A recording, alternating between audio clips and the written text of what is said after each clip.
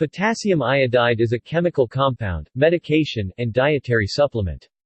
As a medication it is used to treat hyperthyroidism, in radiation emergencies, and to protect the thyroid gland when certain types of radiopharmaceuticals are used. In the developing world it is also used to treat skin sporotrichosis and phycomycosis. As a supplement it is used in those who have low intake of iodine in the diet. It is given by mouth. Common side effects include vomiting, diarrhea, abdominal pain, rash, and swelling of the salivary glands. Other side effects include allergic reactions, headache, goiter, and depression. While use during pregnancy may harm the baby, its use is still recommended in radiation emergencies. Potassium iodide has the chemical formula key. Commercially it is made by mixing potassium hydroxide with iodine. Potassium iodide has been used medically since at least 1820. It is on the World Health Organization's list of essential medicines, the most effective and safe medicines needed in a health system. Potassium iodide is available as a generic medication and over-the-counter. In the United States a course of treatment is less than $25 US. Potassium iodide is also used for the iodization of salt. Medical uses. Dietary supplement. The uses of key include as a nutritional supplement in animal feeds and also the human diet. For the latter, it is the most common additive used to iodize table salt, a public health measure to prevent iodine deficiency in populations that get little seafood. The oxidation of iodide causes slow loss of iodine content from iodized salts that are exposed to excess air. The alkali metal iodide salt, over time and exposure to excess oxygen and carbon dioxide, slowly oxidizes to metal carbonate and elemental iodine, which then evaporates. Potassium iodate, KiO3, is used to add iodine to some salts so that the iodine is not lost by oxidation. Dextrose or sodium thiosulfate are often added to iodized table salt to stabilize potassium iodide, thus reducing loss of the volatile chemical. Thyroid protection. Thyroid iodine uptake blockade with potassium iodide is used in nuclear medicine scintigraphy and therapy with some radioiodinated compounds that are not targeted to the thyroid, such as iobenguane (MIBG), which is used to image or treat neural tissue tumors, or iodinated fibrinogen, which is used in fibrinogen scans to investigate clotting. These compounds contain iodine, but not in the iodide form. However, since they may be ultimately metabolized or break down to radioactive iodide, it is common to administer non-radioactive potassium iodide to ensure that iodide from these radiopharmaceuticals is not sequestered by the normal affinity of the thyroid for iodide. U.S. Food and Drug Administration approved dosing of potassium iodide for this purpose with iobenguane, is as follows per 24 hours, infants less than 1 month old, 16 mg, children 1 month to 3 years, 32 mg, children 3 years to 18 years, 65 mg, adults 130 mg. However, some sources recommend alternative dosing regimens. Not all sources are in agreement on the necessary duration of thyroid blockade, although agreement appears to have been reached about the necessity of blockade for both scintigraphic and therapeutic applications of iobenguane. Commercially available iobenguane is labeled with iodine 123, and product labeling recommends administration of potassium iodide 1 hour prior to administration of the radiopharmaceutical for all age groups, while the European Association of Nuclear Medicine recommends for iobenguane labeled with either isotope, that potassium iodide administration begin 1 day prior to radiopharmaceutical administration, and continue until the day following the injection, with the exception of newborns, who do not require potassium iodide doses following radiopharmaceutical injection. Product labeling for diagnostic iodine 131 iobenguane recommends potassium iodide administration 1 day before injection and continuing 5 to 7 days following administration, in keeping with the much longer half-life of this isotope and its greater danger to the thyroid. Iodine 131 iobenguane used for therapeutic purposes requires a different pre-medication duration, beginning 24 to 48 hours prior to iobenguane injection and continuing 10 to 15 days following injection. Nuclear accidents. In 1982, the U.S. Food and Drug Administration approved potassium iodide to protect thyroid glands from radioactive iodine involving accidents or fission emergencies. In an accidental event or attack on a nuclear power plant, or in nuclear bomb fallout, volatile fission product radionuclides may be released. Of these products, 131I is one of the most common and is particularly dangerous to the thyroid gland because it may lead to thyroid cancer. By saturating the body with a source of stable iodide prior to exposure, inhaled or ingested 131I tends to be excreted, which prevents radioiodine uptake by the thyroid. According to one 2000 study, Ki administered up to 48H before 131I exposure can almost completely block thyroid uptake and therefore greatly reduce the thyroid absorbed dose. However, Ki administration 96H or more before 131I exposure has no significant protective effect. In contrast, Ki administration after exposure to radioiodine induces a smaller and rapidly decreasing blockade effect. For optimal prevention, Ki must be dosed daily until a risk of significant exposure to radioiodine by either inhalation or ingestion no longer exists. Emergency 130 mg potassium iodide doses provide 100 mg iodide, the other 30 mg is the potassium in the compound, which is roughly 700 times larger than the normal nutritional need. See recommended dietary allowance for iodine, which is 150 micrograms (0.15 mg) of iodine as iodide per day for an adult. The typical tablet actually weighs 160 mg. 130 mg of which is potassium iodide, and 30 mg being excipients, such as binding agents. Potassium iodide cannot protect against any other mechanisms of radiation poisoning, nor can it provide any degree of protection against dirty bombs that produce radionuclides other than those of iodine. The potassium iodide in iodized salt is insufficient for this use. A likely lethal dose of salt, more than a kilogram, would be needed to equal the potassium iodide in one tablet. The World Health Organization does not recommend Ki prophylaxis for adults over 40 years, unless the radiation dose from inhaled radioiodine is expected to threaten thyroid function, because the Ki side effects increase with age and may exceed the Ki protective effects. Unless doses to the thyroid from inhalation rise to levels threatening thyroid function, that is of the order of about 5 grays. Such radiation doses will not occur far away from an accident site. The U.S. Department of Health and Human Services restated these 2 years later as the downward Ki potassium iodide dose adjustment by age group, based on body size considerations, adheres to the principle of minimum effective dose. The recommended standard daily dose of Ki for all school-age children is the same, 65 mg. However, adolescents approaching adult size, i.e., greater than 70 kg (154 pounds), should receive the full adult dose, 130 mg, for maximal block of thyroid radioiodine uptake. Neonates ideally should receive the lowest dose, 16 mg, of Ki. SSKI, i.e., the saturated solution of Ki, rather than tablets, may be used in radioiodine contamination emergencies, i.e., nuclear accidents, to block the thyroid's uptake of radioiodine, at a dose of 2 drops of SSKI per day for an adult. This is not the same as blocking the thyroid's release of thyroid hormone, for which the adult dose is different and is actually higher by a factor of 7 or 8, and for which Ki anti-radiation pills, not a common medical treatment form of Ki, are not usually available in pharmacies, or normally used in hospitals, or by physicians.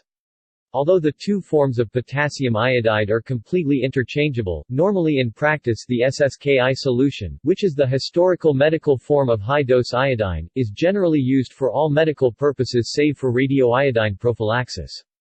For protection of the thyroid against radioiodine, iodine 131 contamination, the convenient standard 130 mg Ki pill is used, if available. As noted, the equivalent 2 drops of SSKI, equaling the dose of 1 Ki pill, may be used for this purpose, if the pills are not available. Side effects. There is reason for caution with prescribing the ingestion of high doses of potassium iodide and iodate, as their unnecessary use can cause conditions such as the Jod-Basedow phenomena, trigger and/or worsen hyperthyroidism and hypothyroidism, and then cause temporary or even permanent thyroid conditions. It can also cause sialadenitis, an inflammation of the salivary gland, gastrointestinal disturbances, and rashes. Potassium iodide is also not recommended for people with dermatitis herpetiformis and hypocomplementemic vasculitis, conditions that are linked to a risk of iodine sensitivity. There have been some reports of potassium iodide treatment causing swelling of the parotid gland, one of the 3 glands that secrete saliva, due to its stimulatory effects on saliva production. A saturated solution of Ki (SSKI) is typically given orally in adult doses several times a day. 5 drops of SSKI assumed to be 1/3 of a milliliter for thyroid blockade, to prevent the thyroid from excreting thyroid hormone, and occasionally this dose is also used. When iodide is used as an expectorant, the total dose is about 1 gram Ki per day for an adult. The anti-radioiodine doses used for 131I uptake blockade are lower, and range downward from 100 mg a day for an adult, to less than this for children, see table. All of these doses should be compared with the far lower dose of iodine needed in normal nutrition, which is only 150 micrograms per day, 150 micrograms, not milligrams. At maximal doses, and sometimes at much lower doses, side effects of iodide used for medical reasons, in doses of 1,000 times the normal nutritional need, may include acne, loss of appetite, or upset stomach, especially during the first several days, as the body adjusts to the medication. More severe side effects that require notification of a physician are fever, weakness, unusual tiredness, swelling in the neck or throat, mouth sores, skin rash, nausea, vomiting, stomach pains, irregular heartbeat, numbness or tingling of the hands or feet, or a metallic taste in the mouth. The use of a particular iodine tablet used in portable water purification has also been determined as somewhat effective at reducing radioiodine uptake. In a small study on human subjects, who for each of their 90-day trial, ingested 4 20 mg tetraglycine hydroperiodide (TGHP) water tablets, with each tablet releasing 8 mg ppm of free titratable iodine, it was found that the biological uptake of radioactive iodine in these human subjects dropped to, and remained at, a value of less than 2%, the radioiodine uptake rate of that observed in control subjects who went fully exposed to radioiodine without treatment. In the event of a radioiodine release, the ingestion of prophylaxis potassium iodide, if available, or even iodate, would rightly take precedence over perchlorate administration, and would be the first line of defense in protecting the population from a radioiodine release. However, in the event of a radioiodine release too massive and widespread to be controlled by the limited stock of iodide and iodate prophylaxis drugs, then the addition of perchlorate ions to the water supply, or distribution of perchlorate tablets would serve as a cheap, efficacious, second line of defense against carcinogenic radioiodine bioaccumulation. The ingestion of goitrogen drugs is, much like potassium iodide, also not without its dangers, such as hypothyroidism. In all these cases, however, despite the risks, the prophylaxis benefits of intervention with iodide, iodate or perchlorate outweigh the serious cancer risk from radioiodine bioaccumulation in regions where radioiodine has sufficiently contaminated the environment. Potassium iodide in its raw form is a mild irritant and should be handled with gloves. Chronic overexposure can have adverse effects on the thyroid. Potassium iodide is a possible teratogen. Industrial uses. Ki is used with silver nitrate to make silver iodide (AgI), an important chemical in film photography. Ki is a component in some disinfectants and hair treatment chemicals. Ki is also used as a fluorescence quenching agent in biomedical research, an application that takes advantage of collisional quenching of fluorescent substances by the iodide ion. However, for several fluorophores, addition of Ki in micro-mm concentrations results in increase of fluorescence intensity, and iodide acts as fluorescence enhancer. Potassium iodide is a component in the electrolyte of dye-sensitized solar cells (DSSC), along with iodine. Potassium iodide finds its most important applications in organic synthesis, mainly in the preparation of aryl iodides in the Sandmeyer reaction, starting from aryl amines. Aryl iodides are in turn used to attach aryl groups to other organics by nucleophilic substitution, with iodide ion as the leaving group. Chemistry. Potassium iodide is ionic, K plus I minus. It crystallizes in the sodium chloride structure. It is produced industrially by treating Co with iodine. It is a white salt, which is the most commercially significant iodide compound, with approximately 37,000 tons produced in 1985. It absorbs water less readily than sodium iodide, making it easier to work with. Aged and impure samples are yellow because of the slow oxidation of the salt to potassium carbonate and elemental iodine. 4 Ki plus 2 CO2 plus O2 2 K2 CO3 plus 2 I2. Inorganic chemistry. Since the iodide ion is a mild reducing agent, I- is easily oxidized to I2 by powerful oxidizing agents such as chlorine. 2 Ki AQ plus Cl2 AQ 2 KCl AQ plus I2 AQ. This reaction is employed in the isolation of iodine from natural sources. Air will oxidize iodide, as evidenced by the observation of a purple extract when aged samples of Ki are rinsed with dichloromethane.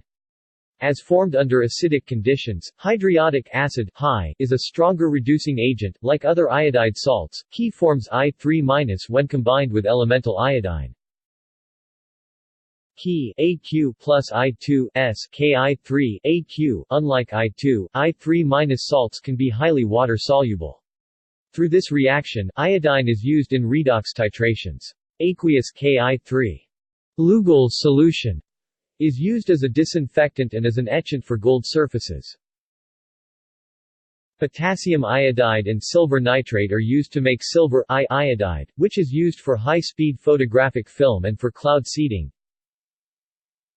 Ki AQ plus silver 1 nitrate AQ AgIs plus KNO3 AQ. Organic chemistry. Ki serves as a source of iodide in organic synthesis. A useful application is in the preparation of aryl iodides from arsendiazonium salts. For example, Ki, acting as a source of iodide, may also act as a nucleophilic catalyst for the alkylation of alkyl chlorides, bromides, or mesylates. History. Potassium iodide has been used medically since at least 1820. Some of the earliest uses included for syphilis. Chernobyl. Potassium iodide's Ki value as a radiation-protective thyroid-blocking agent was demonstrated following the Chernobyl nuclear reactor disaster in April 1986. A saturated solution of potassium iodide (SSKI) was administered to 10.5 million children and 7 million adults in Poland as a preventative measure against accumulation of radioactive 131I in the thyroid gland. Reports differ concerning whether people in the areas immediately surrounding Chernobyl itself were given the supplement. However, the U.S. Nuclear Regulatory Commission (NRC) reported thousands of measurements of I-131 radioactive iodine activity suggest that the observed levels were lower than would have been expected had this prophylactic measure not been taken. The use of Ki was credited with permissible iodine content in 97% of the evacuees tested. With the passage of time, people living in irradiated areas where Ki was not available have developed thyroid cancer at epidemic levels, which is why the U.S. Food and Drug Administration (FDA) reported, "The data clearly demonstrate the risks of thyroid radiation." Ki can be used to provide safe and effective protection against thyroid cancer caused by irradiation. Chernobyl also demonstrated that the need to protect the thyroid from radiation was greater than expected. Within 10 years of the accident, it became clear that thyroid damage caused by released radioactive iodine was virtually the only adverse health effect that could be measured. As reported by the NRC, studies after the accident showed that as of 1996, except for thyroid cancer, there has been no confirmed increase in the rates of other cancers, including leukemia, among them. public, that have been attributed to releases from the accident. But equally important to the question of key is the fact that radioactivity releases are not local events. Researchers at the World Health Organization accurately located and counted the cancer victims from Chernobyl and were startled to find that the increase in incidence of thyroid cancer has been documented up to 500 kilometers from the accident site. Significant doses from radioactive iodine can occur hundreds of kilometers from the site, beyond emergency planning zones. Consequently, far more people than anticipated were affected by the radiation, which caused the United Nations to report in 2002 that the number of people with thyroid cancer has exceeded expectations. Over 11,000 cases have already been reported.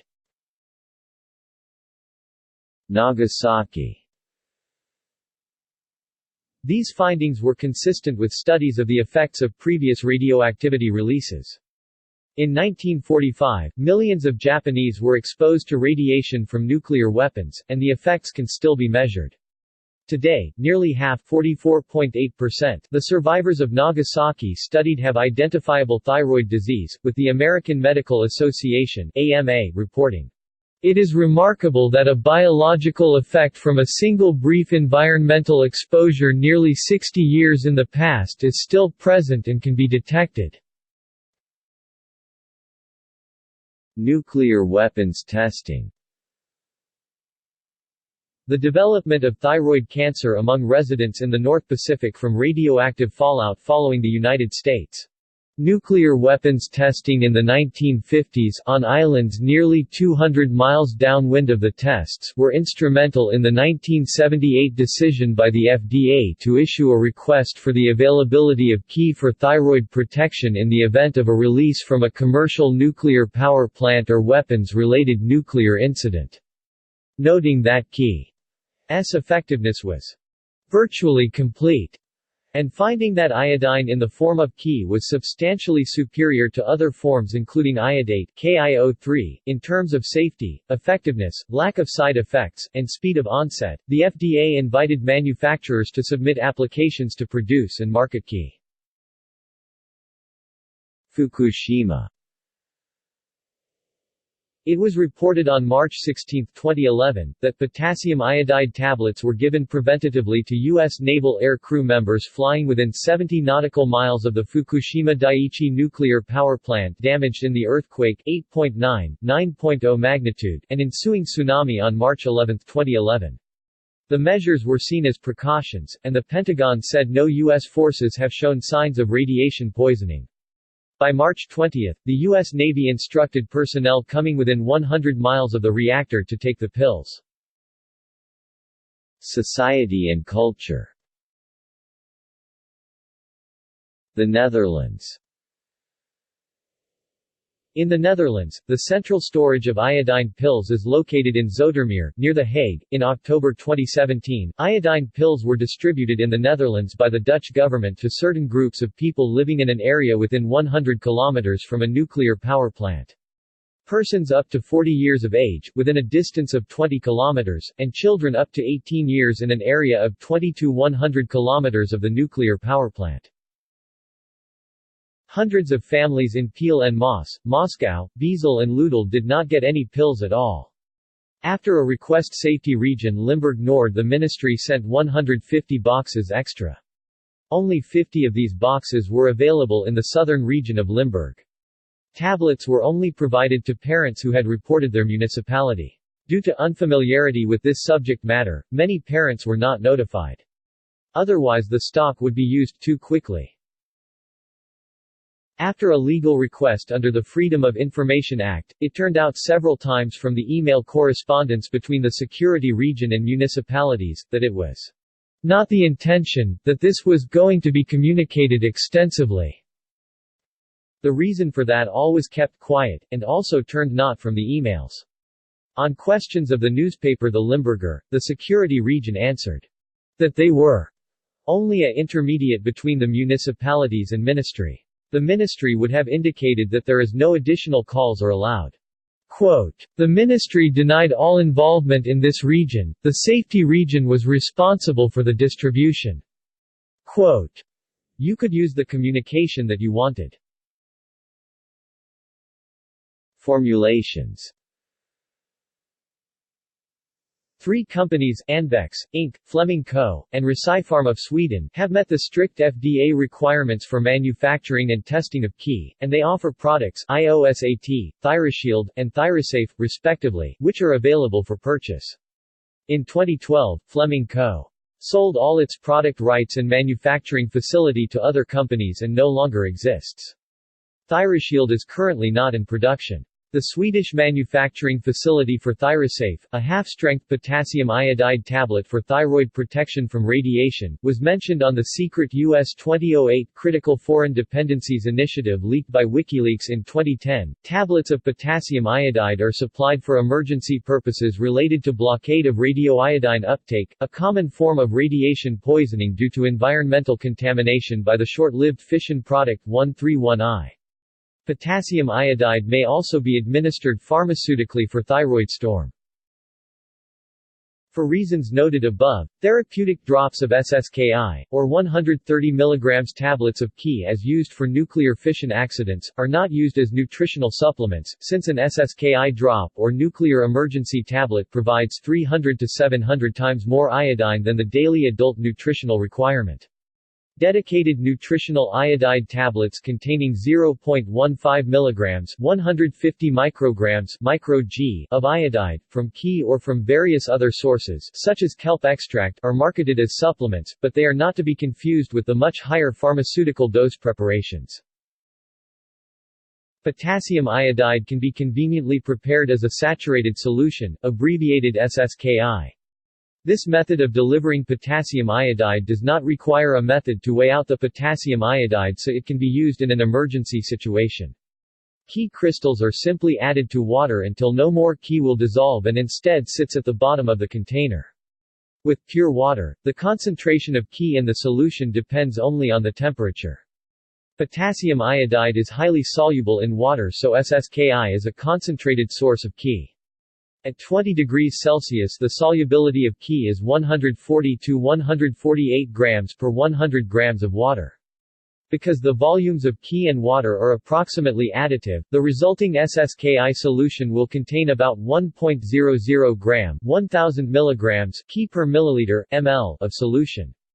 This is 100% weight, volume, note units of mass concentration, of Ki, 1 gram Ki per milliliter solution, which is possible because SSKI is significantly more dense than pure water, about 1.67 grams per milliliter.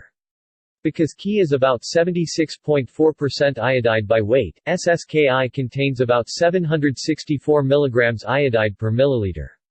This concentration of iodide allows the calculation of the iodide dose per drop, if one knows the number of drops per milliliter. For SSKI, a solution more viscous than water, there are assumed to be 15 drops per milliliter. The iodide dose is therefore approximately 51 mg per drop. It is conventionally rounded to 50 mg per drop. The term SSKI is also used, especially by pharmacists, to refer to a USP pre-prepared solution formula, made by adding Ki to water to prepare a solution containing 1000 mg Ki per milliliter solution, 100% WT, volume Ki solution, to closely approximate the concentration of SSKI made by saturation. This is essentially interchangeable with SSKI made by saturation, and also contains about 50 mg iodide per drop. Saturated solutions of potassium iodide can be an emergency treatment for hyperthyroidism, so-called thyroid storm, as high amounts of iodide temporarily suppress secretion of thyroxine from the thyroid gland. The dose typically begins with a loading dose, then 1/3 of a milliliter SSKI, 5 drops or 250 mg iodine as iodide, 3 times per day. Iodide solutions made from a few drops of SSKI added to drinks have also been used as expectorants to increase the water content of respiratory secretions and encourage effective coughing.